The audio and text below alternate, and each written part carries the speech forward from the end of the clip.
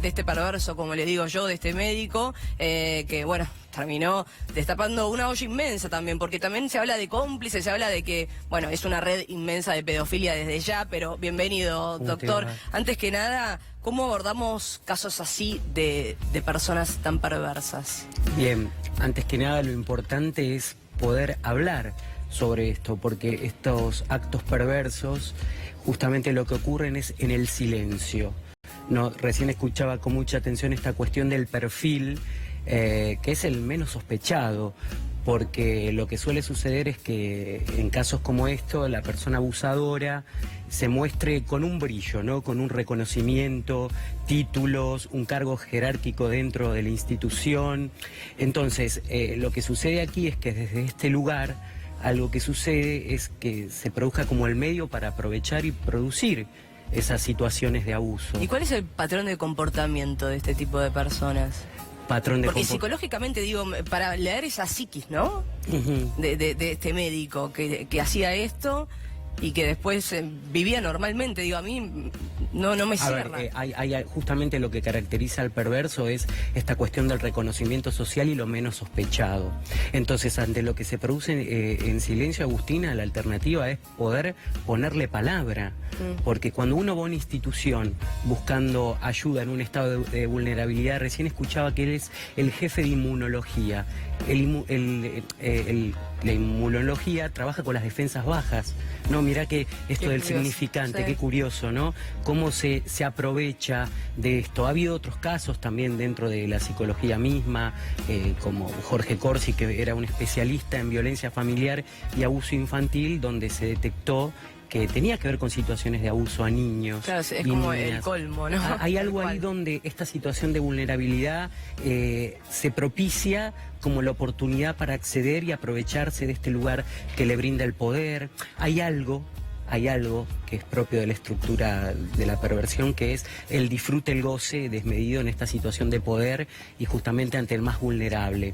Bueno, desde ahí tal vez uno puede entender cómo desde aquel día que hicieron el operativo en su casa, que le encontraron todos estos videos, él siguió normalmente su vida yendo a trabajar sin ningún tipo de temor o de que... ¿Por qué, Agustina? Porque justamente lo que caracteriza primordialmente a la perversión es que la ley no lo atraviesa a él.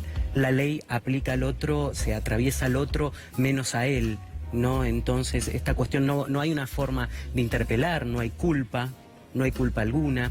Y cuando vos preguntas cuál es el patrón, es difícil darse cuenta. Entonces, más que en tratar de detectar cuál es el patrón de un posible abusador, de un perverso, es habilitar los espacios para hablar de esto, porque esto se produce en secreto. ¿Debería tener todos los hospitales, y entiendo que no, algún protocolo que justamente dé lugar a que los médicos sean... de vez en cuando probados psicológicamente a ver cómo están? Porque digo, vos entras a un trabajo, te hacen el examen psicofísico, sí. Estamos de acuerdo, pero después no te analizan cómo estás vos psicológicamente. Y en este caso también, y teniendo en cuenta que son profesionales de la salud y que están permanentemente en contacto con pacientes, debería existir un protocolo a nivel de todas las instituciones y hospitales para analizar esos médicos, ¿no? Un protocolo de evaluación, mencionas vos. No lo hay.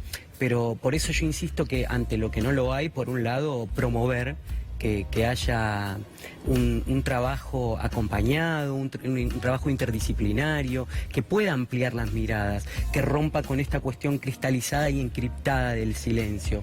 Pero por otro lado yo destaco algo muy importante, que con lo que insisto, Agustín, y con lo que yo trabajo mucho de mi espacio de trabajo, que es la Ley de Educación Sexual Integral, que incluye a niños, niñas, a las familias, en la escuela.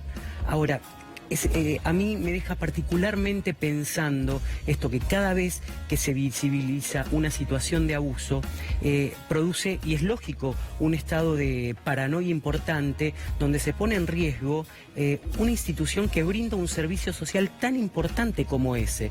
Entonces los padres se les ponen en juego muchos temores y no lo llevan a la institución, y la institución queda tomada y ese por padre lo siniestro. Que sabe que su hijo fue atendido por ese médico, la duda permanente de si pasó algo en ese consultorio. Ahora, sí entiendo que el padre tiene que estar presente, ¿no? En el consultorio cuando el médico al lo momento de la atiende. consulta, así es, pero justamente lo que tiene como rasgos estos posicionamientos perversos es que actúan en el momento menos esperado, ¿no? Justamente tienen esta habilidad de poder incurrir en eso. Entonces todo el tiempo el padre, como está atento a lo que le sucede al hijo, está atento a lo que cuenta, habilitar a que hablen, al juego.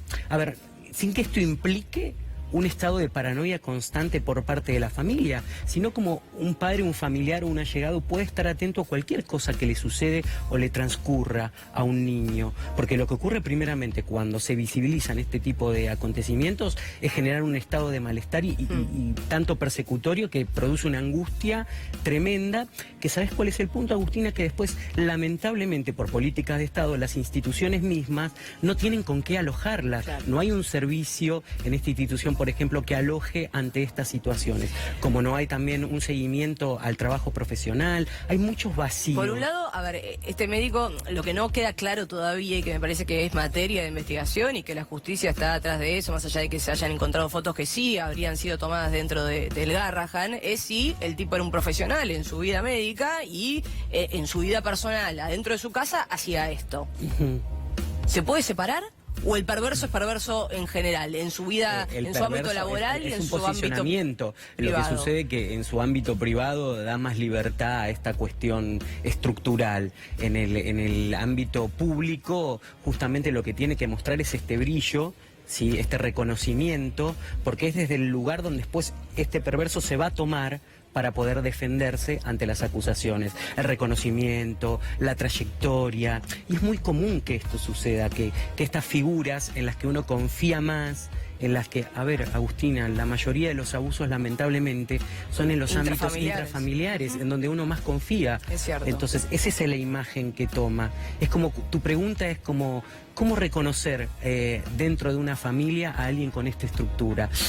Qué complicada esa pregunta. Entonces, más que insistir por ese lado, habría que insistir por habilitar la posibilidad de que se pueda hablar, la psicoeducación, la educación sexual integral, porque por ahí estamos tratando de invertir en detectar algo que pueda llevarnos mucho más tiempo, cuando podríamos poner nuestra energía y nuestro trabajo en salud y en educación en lo que refiere a habilitar espacios de educación sexual integral. Desde ya que, bueno, es muy importante avanzar desde lo que vos decís, la educación sexual integral, que los padres también estén más atentos a sus hijos y demás, pero esto la verdad que se nos va de las manos desde el punto de vista de que uno confía en una institución como el Garrahan que, insisto, sigue teniendo el prestigio. Digo, no por un médico cae el prestigio del establecimiento. Hacer ese corrimiento, sí, totalmente. Agustina, porque es una institución que aloja... Pero para mí abre una puertita a partir de esto a evaluar ciertas cuestiones, insisto, de protocolos dentro de los establecimientos, en este caso dentro de los hospitales, ¿no?